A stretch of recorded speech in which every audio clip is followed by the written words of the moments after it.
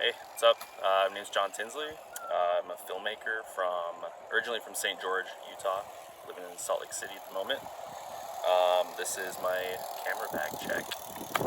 So, to start, I got the Shimoda X70, I believe. Shimoda X70 camera bag. I kind of went a little more into this decision than I would normally in the past. The previous camera bag I had was a great bag. It served me really well, but I felt like it was creating back problems and shoulder and neck issues, just carrying that much weight, especially on a bike pedaling around all day. So a snowboard filmer friend of mine referred this to me, Ryan Finder. He takes us up in the mountains. It's just got really cushy shoulder straps, adjustable like body size.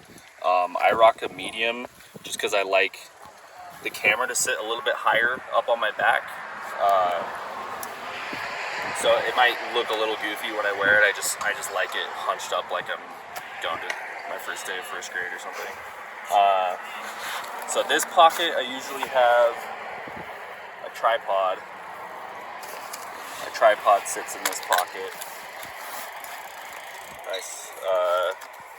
Clip that in, nice and tight. Doesn't flop around at all. Super sturdy.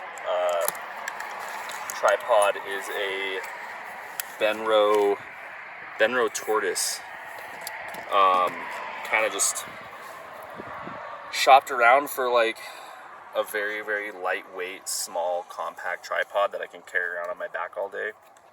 And it doesn't really have like the most adjustable fluid head, but it works.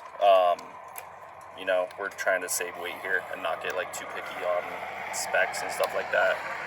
But yeah, I mean, the legs fold out all the way, like all the way flat. You can get so low with these sticks. I would say, I don't know, top stick, it probably sits around like shoulder height or something, 60 something inches, I don't know. Little base plate here. This was actually given to me by a friend, and you'll see when I show my camera. But kind of the way I have it set up, I mostly use this for like a grip to hold the camera when I'm filming handheld. If I don't have it, I'm like, it's just a lot of torque on the wrist. I'll show you when we open the bag up. So this is like an ergonomic thing for me. It's also got like this Arca Swiss quick release like plate on it, which the camera cage I have just slides right in there and I just lock it up. So makes going on the tripod, on off the tripod super fast. Yep. Let's see. Other side pocket, water bottle, gotta stay hydrated. Got some sunscreen, a knee brace, like a knee sleeve. Got some issues in that department. And some this looks so disgusting, but they're like little cleaning wipes just in case. I don't know, we're in the streets. It gets gross sometimes. Gotta wipe your hands off. So those have been in there for a while, but it's either that or like some type of spray, like hand sanitizer spray. Keep in there. This little side pocket, I keep a Kodak half frame camera, 35mm. I think there's probably portrait loaded in this. I don't know. I kind of just like tell the crew, whoever I'm riding with, that this is free reign. They just grab it whenever they want and just take photos of whatever's happening. It's everybody's camera. That's Tate's baby, by the way. Here, I got a little like Joby Gorilla Pod, just in case. Gotta like, I find myself, if I'm filming alone, I'll like put a fisheye on this and just like at the top of a stair set or something like that. Somewhere that's out of the way and safe, but also kind of in the action. Gorilla Pod. I don't know what this is. Oh, this is some type of pamphlet on addiction that Elf probably put in here. Got some life lessons. I began my journey with nothing and I still got most of it left. There's some wisdom in this bag apparently. Got just a bunch of stickers in case you meet a kid that's stoked at skate park or something. Make him more stoked. Lens wipes. Another SD card just in case. Somewhere in this bag, there's a secret air tag. I don't think it's in there somewhere. I can't find it. You know, just for insurance purposes. Got to keep your eye on your shit, but worse, you know, bad days happen. The air tag can be good for you. So yeah, here we go inside the bag. We got things kind of fell apart a little bit. Let's start with the A camera. Little ninja monitor. A top handle with my microphone. It's a Sennheiser. Oh geez, what is the model number on this? MKE 400. This mic was a referral from Daryl Taco, and it's been great. I've loved it. Good referral. Little blower, and this would be my A camera. A Fujifilm X-H2S. I have a set of Fujinon lenses. Small rig cages on both of my cameras. Freewell variable NDs that are dirty. I'm being exposed at the moment. Yeah, these NDs are great. I got a 2 to 5 stop ND that lives on both of my zoom lenses, and then just in case I ever need it, I have, let's see,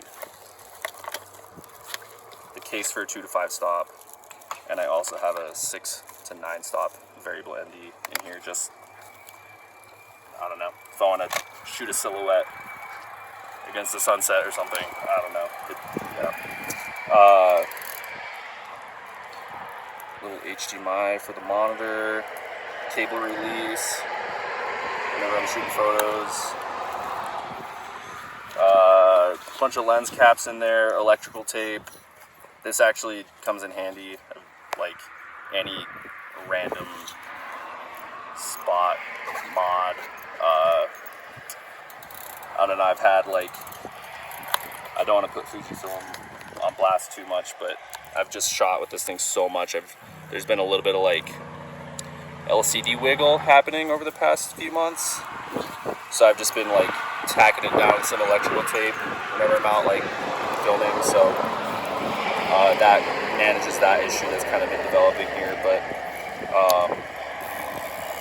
yeah, so X-H2S, Fujinon lenses. This one, I usually leave the 18 to 55 built on the camera, but I guess the last time I used it, I wrapped up the day with the 50 to 135 on it. These lenses have been great. They're like 2.9 T-stop all the way through the zoom range, parfocal, so you can zoom in and out, and the focus doesn't move. Just kind of have to like double check, triple check your back focus when you're like calibrating the lenses. And they also have like a little rear rear diopter that you can go into like macro mode, so you can get like super close focus. Pretty cool. Let's see, another knee brace. We have my B camera, which I usually leave my fisheye on it. It's a Fujifilm X-T4. Another great camera. I mean, Fujifilm Color Science. The colors look so good, so I like sold all my other stuff and just switched to Fuji. Yeah, got a 7 Artisans 7.5 millimeter fisheye. Lens cap likes to fall off, so I got some electrical tape, put it on the hood there, made it disgusting looking, but the lens cap stays on now and doesn't fall off in the bag. This is something that I want to upgrade at some point soon. I'll be real, this lens kind of falls apart. It's not a very good lens, but I'm stuck with it at the moment. Sorry, 7 Artisans, but this lens is like pretty soft and I can't really shoot photos with it. Video, it passes the video test, but yeah, constantly soft in the photos, unfortunately. So hopefully this year we upgrade. I don't know, we'll see. What else do we got in here? Little lens hood, like a courtesy hood for my monitor. I kind of like use this knee brace as like a protective sleeve on my lenses, so nothing like scratches them while I'm like jostling around, like I jump up a curb or something. Nothing's like scratching them. So yeah, here I'll just like nice and snug over that lens. Let's see, more lens stuff. I keep a couple Fuji teleconverters in here. This is a 2X teleconverter, and then I got a 1.4, I believe, 1.4 teleconverter. I honestly use the 2X way more than the 1.4. There's some weird things that happen though to the image. Like it's kind of interesting to see barrel distortion on like super telephoto stuff, but you can see it a little bit. So I'm not trying to be particular when I start breaking out things like that. But yeah, I mean, 2X teleconverter on the 135, I think it like on a crop sensor, on an APS-C sensor, I think that brings it to somewhere around 400 millimeters, 405, something like that. So when I need it, you know, like go up to the top floor of a parking garage or something and way the hell in, or just like, yeah, you could imagine the beauty of the long lens. We have, let's just finish out the lenses. Batteries for my monitor, fresh batteries, hot batteries for my monitor, hot batteries for my camera. When I'm done with, when a battery dies, I kind of just throw it in the bag. I don't have like a dead battery pouch or something. I just know if it's usually in this pocket here, in this cable mess, then that battery's dead. I have a Fuji 16 to 55. I kind of just rock it with an older variable ND on here. I should have cleaned this before video proof. This stuff is so bad looking right now. So yeah, I mostly like, this is a stills lens, so yeah, if there's a specific need for like, this would be the crop sensor equivalent of a 24 to 70. So it's got use in, you know, shooting photos, BMX photos, and stuff like that. good autofocus. You know, my Fujinons are all manual, 100% manual. So being able to switch to something that has autofocus is nice, very nice. And then I keep this. I try to not shoot this too much because I feel like circular fisheyes can be a bit gimmicky, and I feel like you have to be particular when you decide to do it. But this is a very cool lens nonetheless. It's a Laowa circular fisheye, and I think it's I have to read 4 millimeters.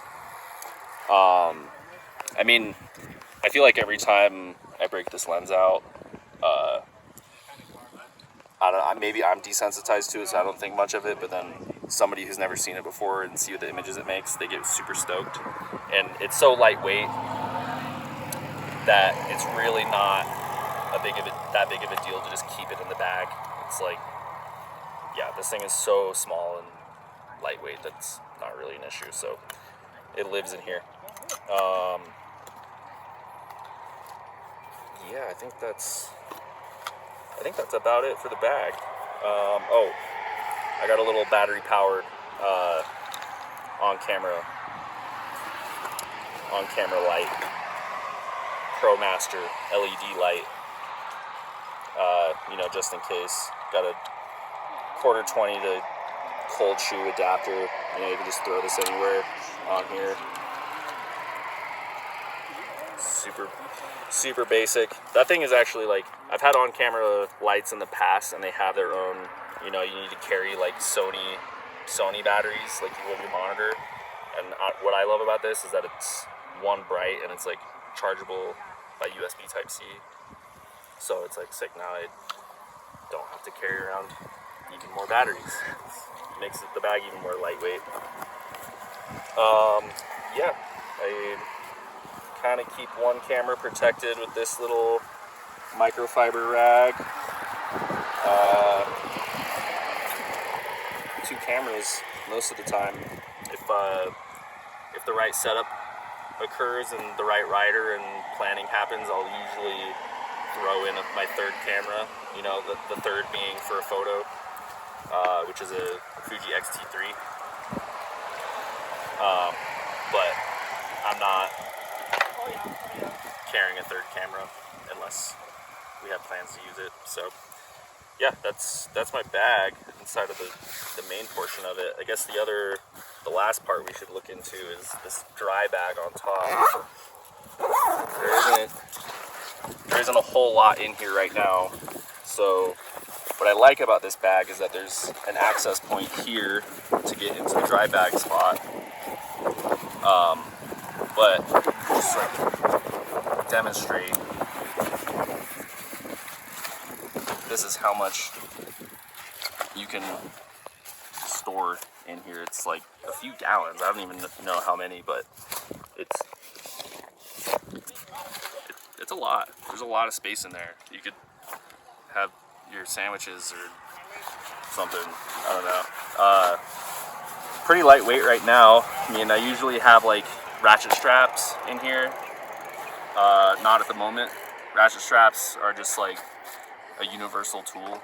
They just work so good for like so many different scenarios. You need to, like, I don't know, bend something out of the way, ratchet strap. You need to like tighten up, like a handrail is like wobbling in a weird way, ratchet strap, just like fix the rail. So yeah, those are usually living in there. Cube tap, you know, just to plug in wherever I land, you know.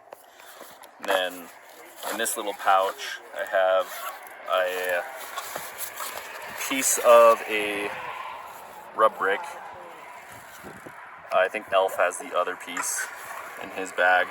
A patch kit and some canning wax. So, I don't know.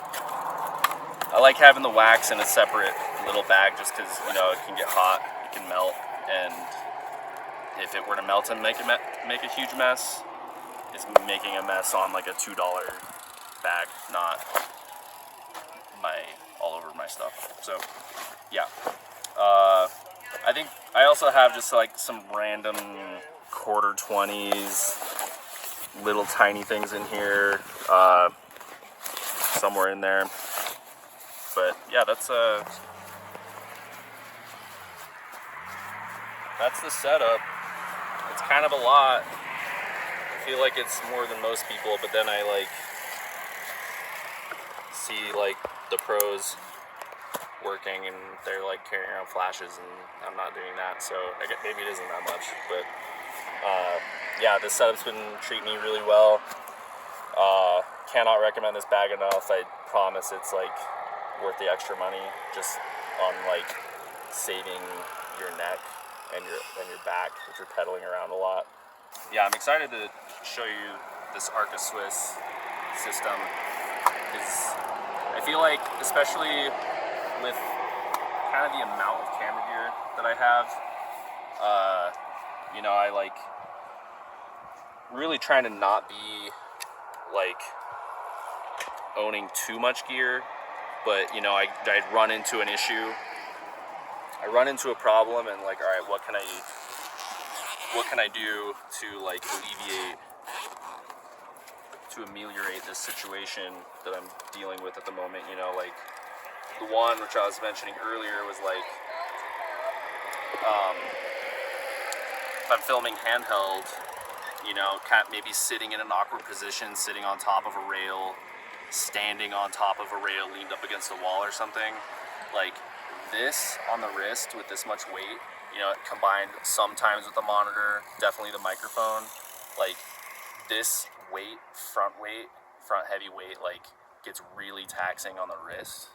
So, you know, I'm already like invested in the gear. I can't walk away from it, essentially. So like, all right, what is a small thing that I could like add to the bag that isn't too like heavy or too OD'd to like fix this problem, this ergonomic problem that I'm having.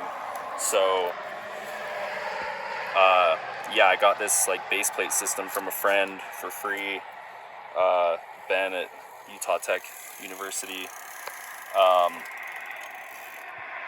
Slide the camera on there, little, you know, like lens support, so you're not like torquing out the mount on the camera. And then I usually just take the entire system, and then from here it's like right hand holds the camera, I use the eyepiece, and I'm like zooming with this hand. So it's made handheld filming like way easier. You know, it's not like 100% optimal, like at least for BMX work, where it would be like a camcorder with a zoom rocker, but it's like quite significantly improved. I can film, you know, sometimes clips for like hours without my wrist just getting, you know, like arthritis type pain at the end of it. Yeah, it's actually, you know what, it would be good to build this stuff up, because I have some I just have some basic LUTs loaded into this monitor that we could check out.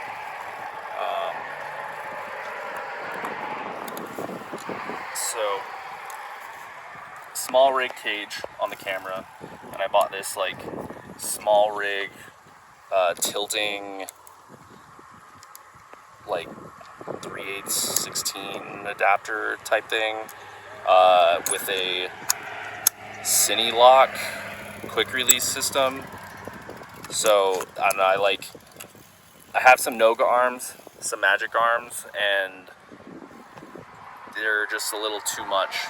Like, I just needed to keep paring this setup down, so this is what I was able to come up with. So there's like on the top of this cage we have like these little guide pins, and these guide pins here on the bottom of this, so fits nice and snug there. Nice, you know, I can tilt it up and down.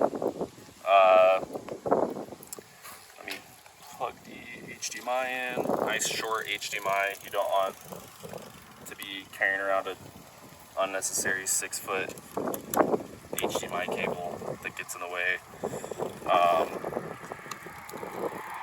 Full-size HDMI in and out. This camera does have like a little, it's like a tiny little like clamp that you can screw on that will securely clamp your HDMI in, but I had it on for a while and I just found it slowing me down. Sometimes you just need to get set up fast, you know, if like the spot, there's security at the spot, like kind of a weird area where you might be getting in trouble, like you don't want to like make your camera bag pack and get out of there any longer than necessary, so I don't find it necessary to have that for me.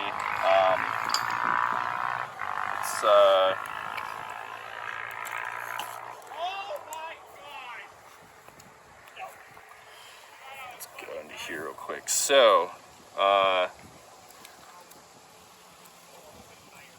here's the Ninja monitor.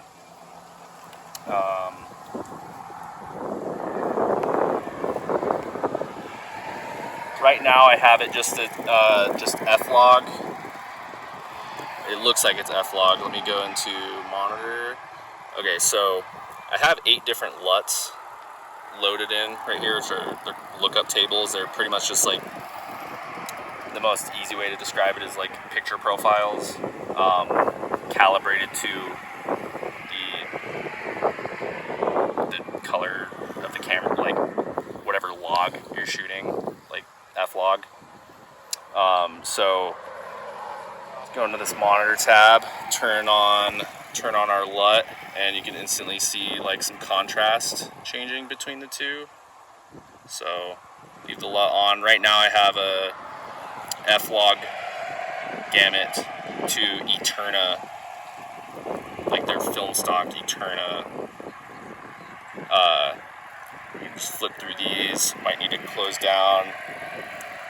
Notice I'm closing down with my variable ND, not the iris. Here we got a Fuji 3513 LUT. We have I made my own custom black and white. We got a F-Log to another Eterna. Don't know the difference between those two. I might need to look into that. Kodak Kodachrome, super beautiful, like some nice pretty greens and yellows with this LUT. This LUT is extremely contrasty though. It's like not very good to expose your image off of, because it's like your highlights and your blacks just clip so fast in this LUT. I try to, like, it's fun to operate with this LUT just because it looks so pretty, but I usually set my exposure first before I like turn that on. What else do we have in here? Wide dynamic range, 709. Yeah, a couple different Rec 709 LUTs. Yeah, a couple of these pretty ones. That Kodachrome is just, it's nice. It's very nice. Make some bokeh. Explain the use of the ND filters and why those are so important to you. So, yeah, the NDs, you know, like a lot of modern cameras, the base ISO is so high that if you like want to manage your exposure in any way, shape, or form, like without just completely going to an insane shutter speed, like 1/1000th of a second if you're like shooting video, or like closing down to an f/22. You know, some lenses don't hold, like the sharpness doesn't really hold up closing down that much. So yeah, the variable ND just,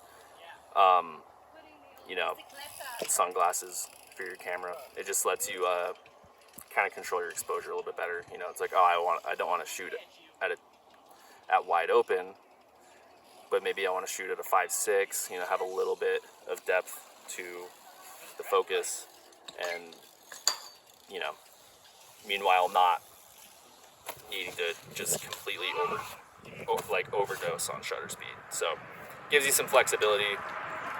You know, the other thing too is like if you're rolling in and out of clouds, rather than like rolling your iris open and close nonstop, it's just like a nice little on the front of the lens, just like micro adjust your exposure to like whatever's happening with the sun at the moment. Yeah. How long you been with Fuji gear? Fuji. Gotta do some math for a sec. I first got sold on Fuji. I was working on like these Monday Night Football spots, which probably would have been in about 2017. We filmed some like nationally broadcasted car commercial things that aired during Monday Night Football for a season on Fuji XT3s. So yeah, after like that string of jobs for the NFL, I was just so in love with the way the images looked, the color science. The menus were like easier to use than the system I was using before. If you're a camera nerd, you could probably guess which camera has extremely difficult menus. Yeah. So 2017, it's 2015 now, so it's like 7 or 8 years. It's 2025 now. Jesus. Been talking a lot. 15-minute take. Yeah, so 2017 to 2025. That's, I don't know, like 7 or 8 years. Yeah. Something like that. If you could have one piece of gear that space and size wasn't an issue for, what would you have with you?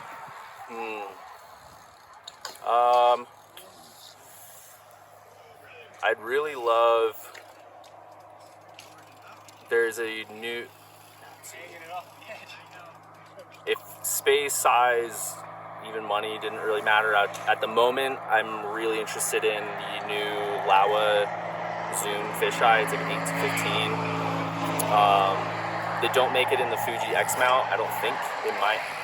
I don't think they do with the one that has like cinevized gears, like motor focus gears on it. So I'd love to get a PL mount, an X to PL mount with that 8 to 15 Laowa lens. How much does your bag weigh with the tripod on it?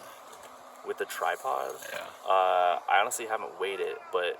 More than your bike or less? More than my bike. Yeah. Yeah. Realistically, below 40 pounds probably.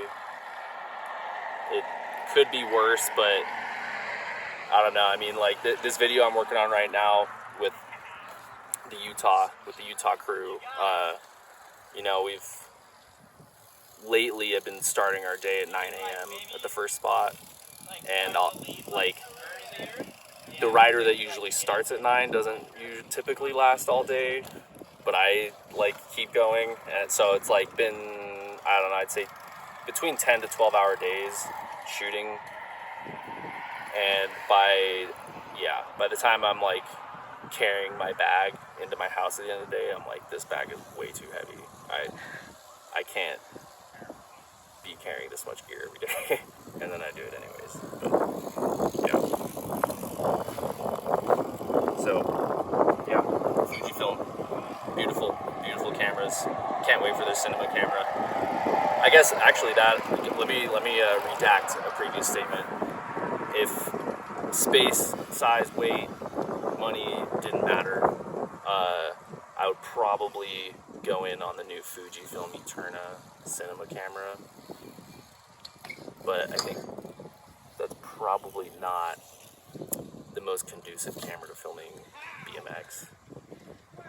Yeah, that camera looks beautiful, so love that one. Sorry to